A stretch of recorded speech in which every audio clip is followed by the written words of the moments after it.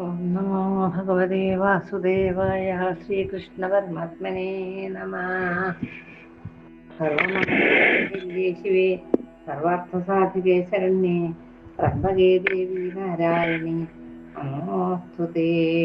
13ാമത്തെ അധ്യായത്തില് ദശമസ്കന്ധത്തില് 13ാമത്തെ അധ്യായത്തില് രക്ഷസാവർണ്യാദി മനുചരിത വർണ്ണനം പറയുന്നു.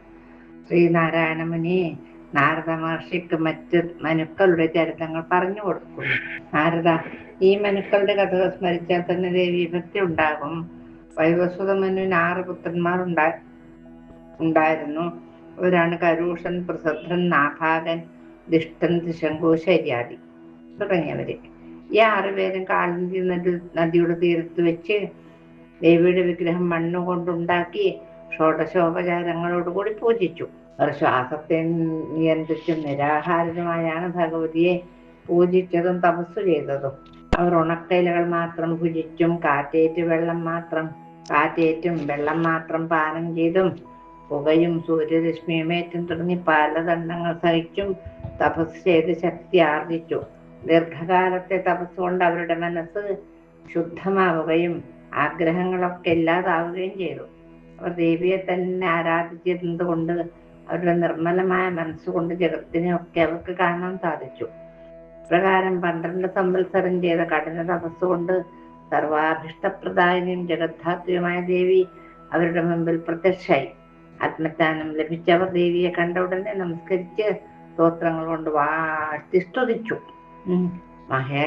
മഹാദേവി ജയിക്കട്ടെ, ജയിക്കട്ടെ, മഹേശാനി കരുണാലേ, വാഗ്ഭവ ആരാധന പ്രീതേ, മഹാസാമ്രാജ്യദായിനി, മഹാമായേ, ക്ലൈങ്കാര വിഗ്രഹേ, ക്ലൈങ്കാര പ്രീതിദായിനി, ജയിക്കട്ടെ, ജയിക്കട്ടെ, കാമേശ്വര പ്രിയ വൈവസ്വത മനുവിന്റെ പുത്രന്മാരുടെ സ്തുതി കേട്ട് പ്രസന്നയായ ദേവി മന്ദസ്മിതത്തോടുകൂടി പറഞ്ഞു: മനുപുത്രരെ, നിങ്ങൾ തപസ്സുകൊണ്ട് മഹാന്മാരായി തീർന്നു കഴിഞ്ഞു. എന്നെ ഉപാസിച്ചതുകൊണ്ട് നിങ്ങൾ നിർമ്മല മനസ്കരുമായി. എന്താണ് വരം വേണ്ടതെന്ന് പറഞ്ഞാലും അത് ഞാൻ സാധിപ്പിച്ചു തരാമെന്ന് ദേവി പറയുന്നു. രാജപുത്രന്മാർ പറഞ്ഞു: ശിവേ, ശത്രുരഹിതമായ രാജ്യവും ദീർഘായുസുള്ള പുത്രന്മാരും കീർത്തിയും തേജസ്സും ബുദ്ധിയും സർവസുഖവും പരമായി തരണം. ശ്രീദേവി പറഞ്ഞു: മനുപുത്രരെ, നിങ്ങൾക്ക് നിങ്ങൾ വിചാരിച്ച കാര്യങ്ങളൊക്കെ സഫലമാകും. നിങ്ങൾ ഓരോരുത്തരും ഓരോരോ മന്വന്തരത്തിന്റെ അധിപതികളായി വരും. എന്റെ വരപ്രസാദം കൊണ്ട് നിങ്ങൾക്ക് എല്ലാ സൗഖ്യവും ഉണ്ടാകും എന്ന് പറഞ്ഞു. ഇപ്രകാരം ഭ്രാമരീ ദേവി വരവ് നൽകിയതിനു ശേഷം അപ്രത്യക്ഷയായി. അവർ അതേ ജന്മത്തിൽ തന്നെ ശ്രേഷ്ഠമായ സുഖഭോഗങ്ങൾ അനുഭവിക്കുകയും മനുക്കളാവുകയും ചെയ്തു. ജന്മാന്തരത്തിൽ അവർ സാവർണ്യ മനുക്കളായി പ്രസിദ്ധി നേടി. അവരിൽ ഒന്നാമനാണ് ദക്ഷ സാവർണ്യായി 9ാമത്തെ മനുവായത്. ദേവീ പ്രസാദത്താൽ അദ്ദേഹം വളരെയധികം ബലവാനായി തീർന്നു. രണ്ടാമൻ മേരു സാവർണ്യ എന്ന പേരിൽ പ്രസിദ്ധനായി. അദ്ദേഹമാണ് 10ാമത്തെ മനുവായത്. മൂന്നാമൻ 11ാമത്തെ സൂര്യ സാവർണ്യായി. 4ാമൻ ചന്ദ്രസാവർണ്യ എന്ന പേരിൽ 12ാമത്തെ മനുവായി. 5ാമൻ രുദ്രസാവർണ്യ എന്ന പേരിൽ 13ാമത്തെ മനുവായി. അദ്ദേഹം മഹാബലവാനും മഹാസാത്വികനുമായ ചക്രവർത്തിയുമായിരുന്നു. വൈവസ്വത മനുവിന്റെ 6ാമത്തെ പുത്രൻ വിഷ്ണു സാവർണ്യായി. അദ്ദേഹമാണ് 14ാമത്തെ മനുവായത്. അദ്ദേഹം ദേവീ പ്രസാദത്താൽ ചക്രവർത്തിയായി. ഈ 14 മനുക്കളും അതി തേജസ്വികളും മഹാബലവന്മാരുമായിരുന്നു. ദേവ്യാരാധന കൊണ്ട് എല്ലാവരും ഏതുകാലത്തും പൂജ്യരും മഹാപ്രതാപികളുമാണ്. ശ്രീനാരദ മഹർഷി ചോദിക്കുകയാണ്: ആരാണ് ഭ്രാമരി ദേവി ഋഷി? ദേവി കഥാമൃതം കേട്ടിട്ടും മതി വരുന്നില്ലല്ലോ. അമൃതം പാനം ചെയ്യുന്നവർക്ക് മൃത്യു ഇല്ലാത്തതുപോലെ ഈ കഥാമൃതം പാനം ചെയ്യുന്നവർക്കും മൃത്യു ഭവിക്കുകയില്ല. ചിന്തിക്കാൻ കഴിയാത്തതും അവ്യക്തവുമായ ആ ദേവിയുടെ കഥകൾ മോക്ഷപ്രദങ്ങളും അത്ഭുതം ഉളവാക്കുന്നതുമാണ്. ഒരമ്മയുടെ നിർവ്യാജമായ പുത്രവാത്സല്യം പോലെ ആണ് ദേവിയെ സംബന്ധിച്ചുള്ള എല്ലാ കഥകളും ലോകമംഗളത്തിനുള്ളതായി ഭവിക്കുന്നത് എന്ന് പറഞ്ഞു കൊടുത്തു. ദൈത്യന്മാരുടെ വാസസ്ഥാനമായ പാതാളത്തിൽ അരുണൻ എന്നൊരു അസുരനുണ്ടായിരുന്നു. അവൻ മഹാകലനും ബലവാനും ദേഷ്യവുമായിരുന്നു. ദേവന്മാരെ ജയിക്കാനുള്ള വാഞ്ഛയോടുകൂടി അവൻ ബ്രഹ്മദേവൻ തപസ് ചെയ്യാൻ തുടങ്ങി. ഹിമവാന്റെ തണുത്തുറയുന്ന സാനുക്കളെ അവൻ ഉണക്കില ഭുജിച്ചും വായുവിനെ നിയന്ത്രിച്ചും തന്റെ ആഗ്രഹം സാധിക്കാനായി 10,000 കൊല്ലം കഠിന തപസ്സനുഷ്ഠിച്ചു. പിന്നീട് അത്രത്തോളം കാലം തന്നെ ഗായത്രി ജപിച്ചും ജലം മാത്രം പാനം ചെയ്തും പിന്നീട് വായു മാത്രം ഭുജിച്ചുകൊണ്ടും തപസ് ചെയ്തു.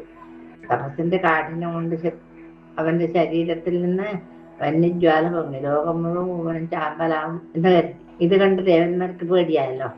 അവര് പറഞ്ഞു ബ്രഹ്മദേവന്റെ ശരണം പ്രാപിച്ചവരിന് എല്ലാ വൃത്താന്തങ്ങളും അറിയിച്ചു.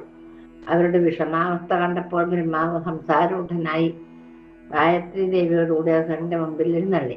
ആഹാരവും ജലപാനവും ഇല്ലാതെ അവന്റെ ശരീരം ഉണങ്ങി വരണ്ടിരുന്നു.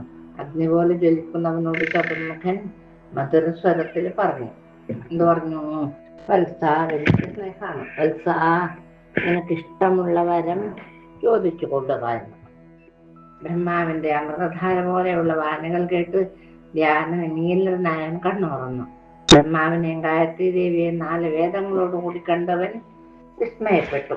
കയ്യിൽ ജപമാലയും ജലപാത്രവും ചുണ്ടിൽ പരബ്രഹ്മ ജപവുമായി പ്രത്യക്ഷപ്പെട്ട വിധാതാവിനെ കണ്ടവൻ അരുണൻ ഉടനെ എഴുന്നേറ്റ് സാഷ്ടാംഗം നമസ്കരിച്ചു. സന്തോഷാശ്രുക്കൾ പൊഴിച്ചുകൊണ്ട് ഗദ്ഗദകണ്ഠനായി സ്തോത്രങ്ങൾ കൊണ്ട് സ്തുതിച്ചു. വേദമന്ത്രങ്ങൾ ജപിച്ചും കയ്യിൽ ലക്ഷമാലയും പിടിച്ചു നിൽക്കുന്ന വിധിയോട് അസുരൻ പറഞ്ഞു, എനിക്ക് മരണം ഉണ്ടാവരുതേ. അരുണന്റെ വരാർത്ഥന കേട്ട് ബ്രഹ്മാവ് പറഞ്ഞു, ബ്രഹ്മാവിഷ്ണു രുദ്രന്മാർക്ക് പോലും മരണമുണ്ട്. ജനിച്ചാൽ മരിച്ചേ മതിയാകൂ. എനിക്ക് തരുവാൻ സാധിക്കുന്ന വരം ചോദിച്ചുകൊള്ളൂ എന്ന്. ഉടനെ അസുരൻ പറഞ്ഞു, പുരുഷന്മാരിൽ നിന്നോ സ്ത്രീകളിൽ നിന്നോ വികാരങ്ങളിൽ നിന്നോ നാൽക്കാലികളിൽ നിന്നോ ശസ്ത്രാസ്ത്രങ്ങൾ കൊണ്ടോ എനിക്ക് മരണം ഉണ്ടാവാൻ പാടില്ല. മാത്രമല്ല ദേവന്മാരെ ജയിക്കുവാനുള്ള ശക്തിയും എനിക്കുണ്ടാവണം എന്ന് പറഞ്ഞു അദ്ദേഹം. എന്തൊക്കെയാണ് ജനിച്ചൂടാ മരിച്ചൂടാ, നിന്റെ ആഗ്രഹം പോലെ തന്നെ വരട്ടെ എന്നും പറഞ്ഞ് ബ്രഹ്മാവ് സത്യലോകത്തേക്ക് എന്തിനിങ്ങനെ ആ വരം കൊടുക്കുന്നു.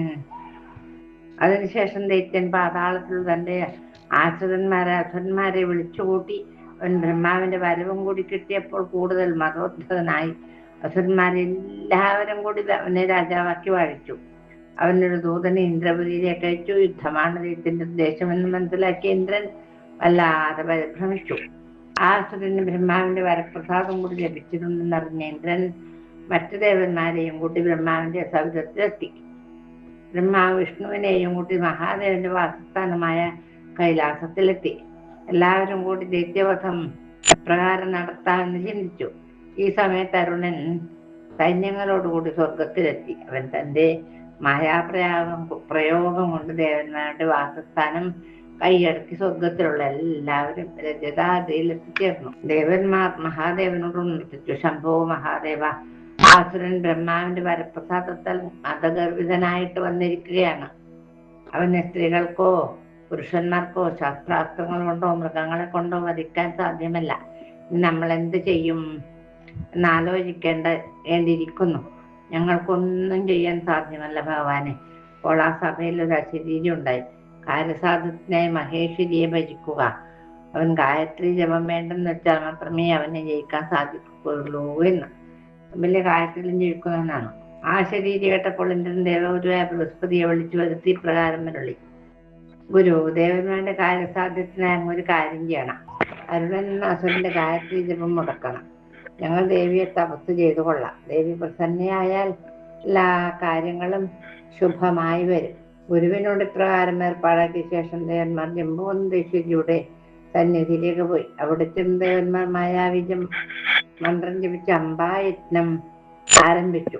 ദൈത്യന്റെ പേരിൽ അടുത്തേക്ക് ദേവഗുരു പോയി. ദേവഗുരു വന്നതുകൊണ്ട് ദൈത്യൻ ചോദിച്ചു, അങ്ങ് എന്തിനാണ് ഇങ്ങോട്ട് വന്നത്? ഞാൻ നിങ്ങളുടെ പക്ഷക്കാരനല്ലല്ലോ. ഞാൻ ദേവശത്രുവാണ്. തന്നെയാണ് നീയും പൂജിക്കുന്നത് അല്ല. ദൈത്യന്റെ വാക്കുകൾ കേട്ടപ്പോൾ ദേവഗുരു പറഞ്ഞു, ഞങ്ങൾ ഭജിക്കുന്ന ദേവിയെ തന്നെയാണ് നീയും പൂജിക്കുന്നത്. അങ്ങനെ വരുമ്പോൾ നീ ഞങ്ങളുടെ പക്ഷക്കാരൻ തന്നെയല്ലേ?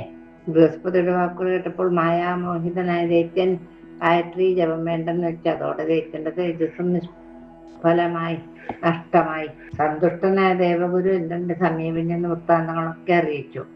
ദേവന്മാരും തൃപ്തരായി. ദേവന്മാരുടെ തപസ്സിൽ പ്രസന്നയായ ദേവി അവരുടെ മുമ്പിൽ പ്രാദുർഭവിച്ചു.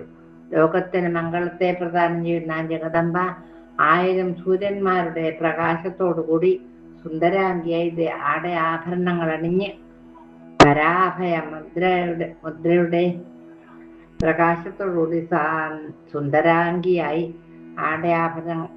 ആടയാഭരണങ്ങൾ അണിഞ്ഞ് വരാഭയ മുദ്രകൾ ധരിച്ച് വിരാജിച്ചു.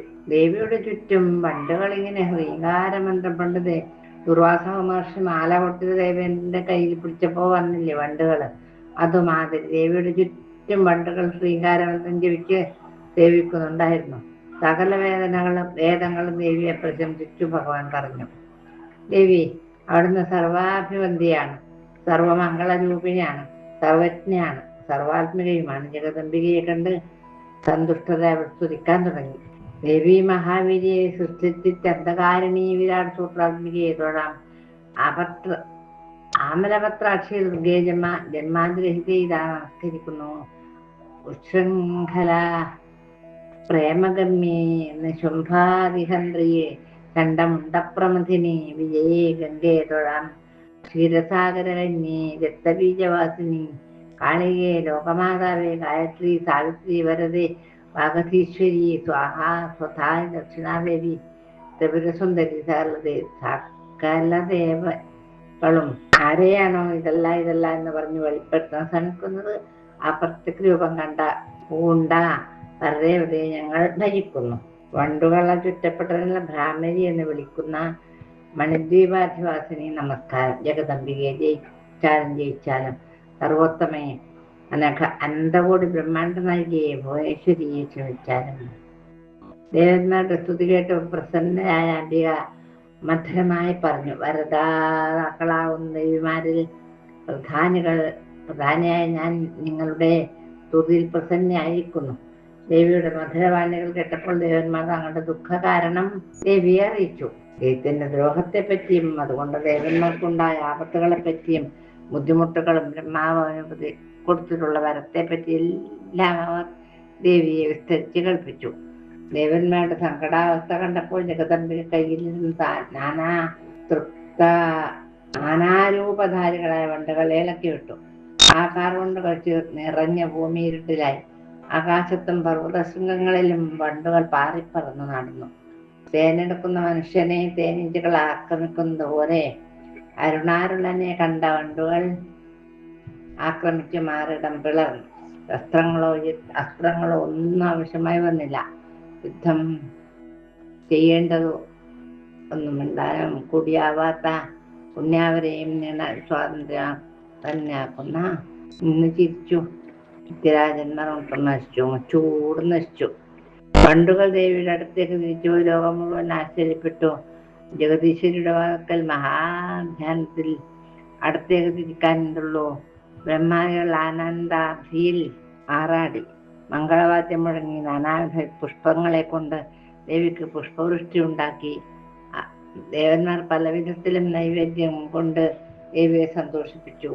അവർ ദേവിക്ക് സ്തുതിഗീതങ്ങൾ പാടി.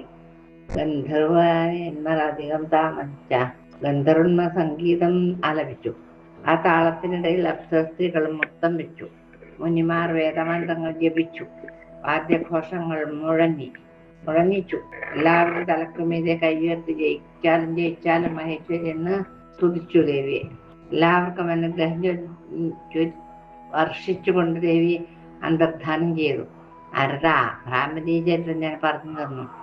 ഈ ആഖ്യാനം പഠിക്കുന്നവർക്കും കേൾക്കുന്നവർക്കും ഭ്രാമരീ ചരിത്രം ഞാൻ പറഞ്ഞു തന്നു. ഇനി അർപ്പിച്ചുകൊണ്ട് എൻ്റെ ദേവി കേൾക്കുന്നവർക്കും ഈ ആഖ്യാനം പഠിക്കുന്നവർക്കും കേൾക്കുന്നവർക്കും സർവൈശ്വര്യങ്ങളും വന്നു ഭവിക്കും. സംസാര സാഗരത്തിന്റെ മറുകര കടക്കാൻ അത്യുത്തമമാണ് ഈ ആഖ്യാനം. ദേവി മഹാത്മങ്ങൾ ഉൾക്കൊള്ള മനുക്കളുടെ ചരിത്രം പഠിക്കുന്നവരുടെ പാപങ്ങളും നശിച്ച് ദേവി സായുജ്യം പ്രാപിക്കാം എന്നൊരു ഗുണപാഠകതയോടുകൂടി ഈ ഭാഗം തൽക്കാലം ദേവീ പാദങ്ങളിൽ വെച്ച് നമസ്കരിക്കാം.